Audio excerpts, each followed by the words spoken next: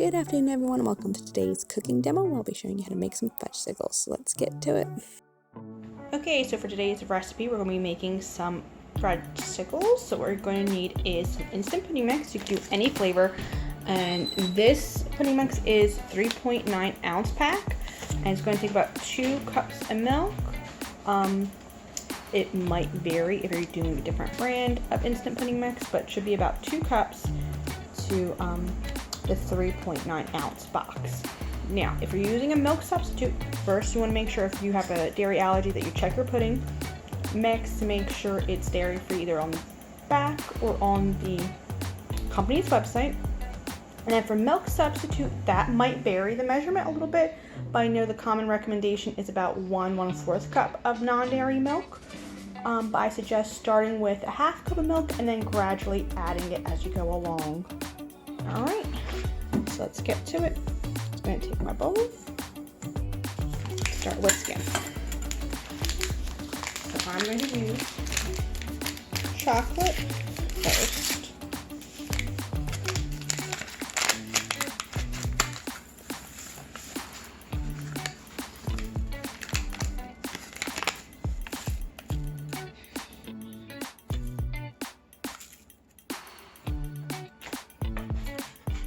And then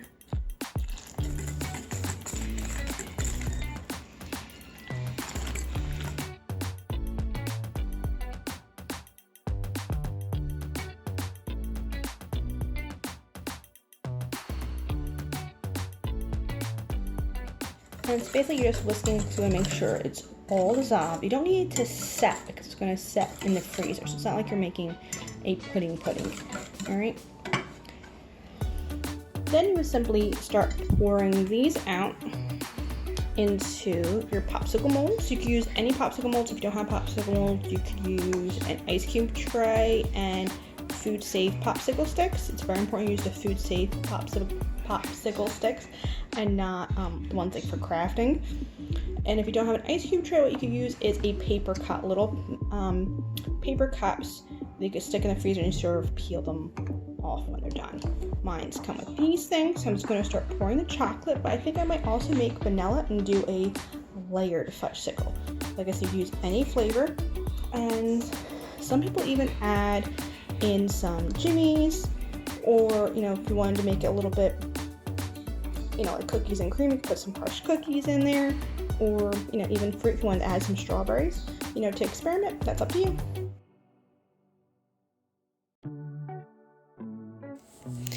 So I'm just using a ladle with a pouring spout and filling up my molds. I'm just taking a little bit off the top. I just don't want it to ooze out. I just want to leave a little bit of a space, but I want the stick to sort of touch down.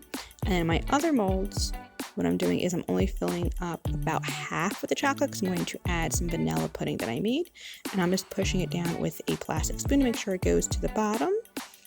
And I'm just going to layer in the vanilla pudding. I did the vanilla pudding the same way.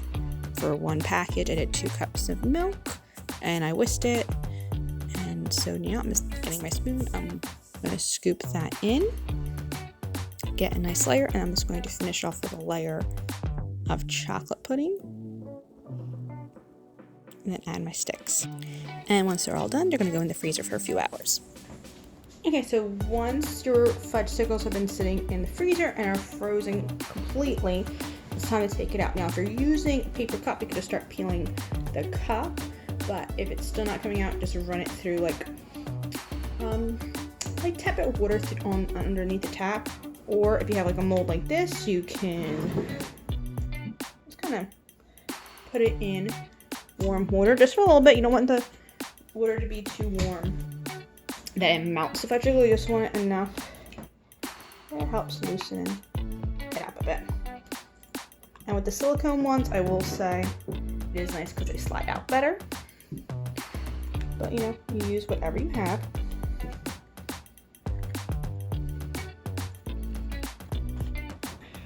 And once you get out, this is roughly what it'll look like if you have a mold.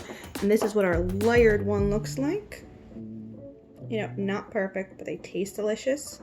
Try different flavors. You can even add some add-ons like fruit or jimmies or chocolate chips or crushed cookies, or experiment.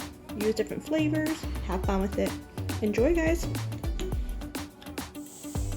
Hope you all enjoyed that video demo, and until next time, stay well